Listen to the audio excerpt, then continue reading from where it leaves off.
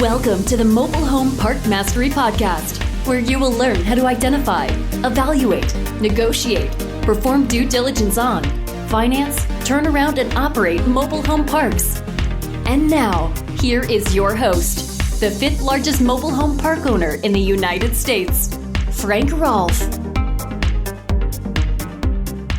Back in the 1990s, I changed the org chart and I hired my first employee to serve the purpose as being the intermediary between myself and the park managers. And in so doing, I learned something very, very valuable, a very important way to save money. And saving money is making money. This is Frank Rolfe, the Mobile Home Park Mastery Podcast. We're going to talk all about vendors and negotiating and renegotiating vendors. And what happened was when I got that first employee, other than an on-site manager named Dee was bored because there wasn't a whole lot to do. Her job was to basically answer the phone and to call and check with managers. So instead of the managers calling me and disturbing my workflow, which back then was trying to find parks and finance parks, instead they would call Dee. And part of Dee's job was such items as fixing things that broke in the parks, water leak, sewage stop, and then additionally, home needed to be remodeled. Well, Dee would be in charge of that. Trying to get a contract for the mowing for a mobile home park, Dee was in charge of that.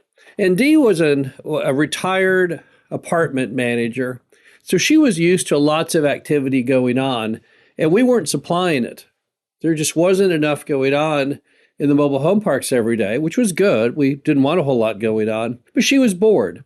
And so she started to really work with this kind of fiery passion, negotiating and renegotiating vendors. And as time went on, I realized that Dee was in fact not costing me money. Dee was making me money. I was paying Dee about $2,000 a month. Dee was probably shaving $3,000 a month off the various vendors and their bills. And I think a lot of us lose sight of the simple fact that in our everyday life, all the time, we can shave a little money off here and a little money off there, and it adds up to quite a bit. So how do you get into the habit then of negotiating and renegotiating with your vendors? Well, the first thing, of course, is you need to get several bids. So if you've got to go in and make sure the water and the sewer connections are working on a vacant lot that you're bringing a home in on, or that you have to pour a concrete slab because you're in a HUD state, rule number one would be, let's get multiple bids.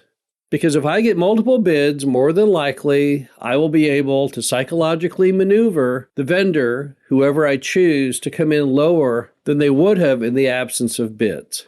And ever since COVID, where a lot of people left the concept of work, they just kind of gave up, not sure where they all are today, living with their grandparents, I guess, it's harder to get multiple bids. But you still need to try.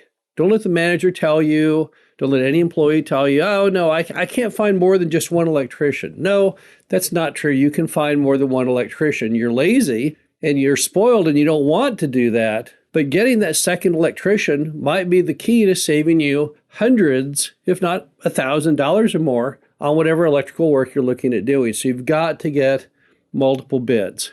And once you have multiple bids, feel free to play the vendors off against each other. There's certainly nothing wrong with going to the person who was the high bid and say, I've got somebody who undercut you, but I really like you and would like to use you. Is there any way you could come in under them? And then, of course, repeat that process back with the other vendor to see if you can really get the price down substantially. So bidding between vendors to get jobs has always been a key way to keep costs down. That's why all city governments are required to get multiple bids. It just doesn't make any sense if you're trying to save money, which you certainly should be, to avoid that very simple practice of having multiple people give you their best shot, their offer, and then ask them to go back and sharpen their pencil some more. Also, when they're done with the project, it doesn't mean you can't still shave a little off, because most everybody, when they get done with whatever they're doing, didn't do it just right. You ever notice that? You hire the paver to come in and maybe put a skim coat of asphalt on your street, and at the very end, when you look at the project, it's just not perfect. Maybe passable, might be okay, but yet the asphalt isn't exactly even where the two stretches meet. Or the person who does the striping, they screwed up and the striping isn't exactly right. Feel free in those instances to say, hey, this is a little off. Can I get some kind of discount for that? Many of these vendors, they already impute into their number some degree of reduction for something that they're going to do that isn't exactly right. So it will be very easy in many cases for them to say, you know what? Yeah, I hear where you're coming from. I'll go ahead and take off $50. Now you might say, well, gosh, $50. Was that worth the effort? Sure it was. Compute how much that is. You got $50 off in what? 30 seconds? Something like that? That's definitely worth your time to do.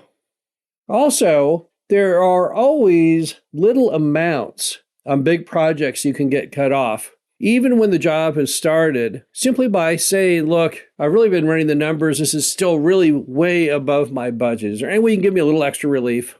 Or say, you know what? I got a proposal for you. If I go ahead and do this with you, maybe we could do a bundle deal. And if I do this project with you, on the next one, could you take an extra $500 off or $200 off? So get creative with people just even once they've established a price and you have the contract. It doesn't mean you still can't try and come up with different ways to get the price down, even if you're getting that price down on a future project that hasn't quite happened yet. And it's always important, even when the project is done, and even when you're coming to the point of paying them, just to say, you know what? We really, really love working with you, but times are really tough right now. Our collections are down. We're not hitting our numbers. Could you do me a break? Could you just give me just a little extra off? $20, $50, just to see what happens. And if you go ahead and reassure them when you start off with, we really like your work and we really like working with you, so they know that it's not going to be an issue where you're going to have any kind of dispute. But you just good-naturedly say, man, times are bad. Could you give me any extra break? Once again, you'll be shocked that people will typically, just to keep you in their good graces, just to ingratiate themselves for further work, say, yeah, okay, sure. Take an extra $25 off. Now, if you do all these different items, what does it all mean? Well, here's the deal. You can try and negotiate and renegotiate with vendors as much as you want.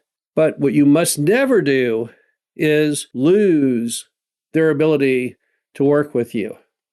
Then you have completely failed. So if you've got a Roto-Rooter and you're trying to get the Roto-Rooter to do his Roto-Rootering in your mobile home park at the lowest possible price, and you get a bid from a couple of Roto-Rooters and you work with the guy and get the price down, and then he goes out to do the Roto-Rooter and you complain that, man, we're way over budget on repair and maintenance right now. Could you take a little bit more off? Or say, hey, if I call you out again, could you maybe on the next one take an extra $50 off? That's all fine and good. That's making money. That's putting money in your pocket. But you cannot push it to the extreme where you lose the vendor. If the lender says, you know what, you're too big a pain in the rear, or I don't want to work with you anymore, now you've created a horrible strategic dilemma. Because now you've lost a vendor. And that means you can't get multiple bidding, because if there were two vendors you could reach before, now there's only one. And even worse, vendors do to some degree talk amongst each other. And you don't want to be labeled as the person that no one wants to work for. So don't take what I'm saying too seriously. Don't go out there and push people so hard that they fight back and say, no, I don't want to work with you anymore. You're just too big a pain. Then you've blown it. So while it's okay to get some money off a project, because every dollar you save goes straight into your pocket, it does not mean that you at any time should push vendors so hard to be a turnoff. You need that relationship. Have you ever noticed sometimes you buy a mobile home park and you call up different people to come out and work on it? Maybe you call the Roto-Rooter and they say, I don't work at that mobile home park. Nah, I don't want that work. I'm not coming out there. That's a disaster. That means that mom and pop basically took things to such an extreme. They were so hard to work with or so slow in paying that they've blown that relationship. The key is to try and get some money off, to get things for as low as you humanly can, but don't push it to such a level that you lose that vendor going forward. This is Frank Rolfe, the Mobile Home Park Mastery Podcast. Hope you enjoyed this. Talk to you again soon. Thank you for listening to the Mobile Home Park Mastery Podcast. Be sure to visit us at mhpmastery.com to subscribe to the show. Read our show transcriptions and access all of our great information on mobile home park investing.